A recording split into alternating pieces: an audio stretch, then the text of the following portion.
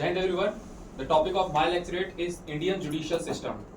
When the India got independent, the huge amount of people were come to under a democratic system which come directly under the hands of parliament. We followed a parliamentary system, so we decided to form a community which will make some guidelines which is going to govern this huge temple of people who are coming in democracy.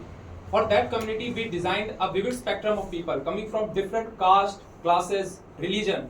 They all came together and studied the constitution of different countries and made the one of the largest and most specific type of constitution which will govern the India. At the time of making, there were various things which were off at that time. The Indian judicial system therefore developed the parliamentary system in which the people who are elected by the people are going to sit there and they will going to vote reforms at time to time which is needed for different age. Right now we can see those things. As we bought, we changed CRPC and IPC and bought Bharatiya Nyaya Sanhita and Bharatiya Nagarik Suraksha Sanhita. These reform shows that the constituting body or the parliament, which is known as the temple of democracy, are working properly and they are voting the reforms which is needed according to this generation. Also, the Indian judicial system has two main points or which work as two-edged sword system. It is giving the guidelines for governing a proper conduct of the country.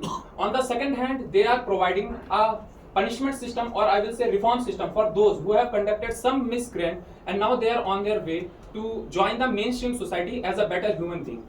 For us as the young generation, we should focus more upon joining into these things in which we can create the impact into the peoples by creating reforms which are well suited for current generation, whose problem tackling according to current generation is more than the past at the time of the development of the constitution. The Indian judicial system has passed many landmark cases which brought us where we are standing together right now.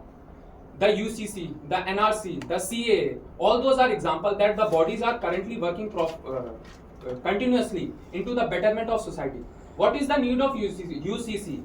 The whole country is divided into two parts in the name of UCC. The one part stands that why not leave it in a way in which it is currently? Why not accepting the vividness in democracy? Why not every person should enjoy? That is the beauty of our country, that we have people from different culture and different practices and yet we all are living under the same roof happily. The second person says, what about the right of equality? What about bringing everyone and everyone is equal in front of the constitution?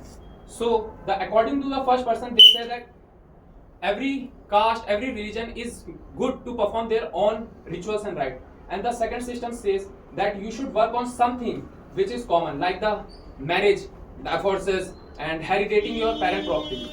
At the end, I only want to say that Indian judicial system is one of the most complex system, and yet we are functioning in one of the best ways possible. Thank you.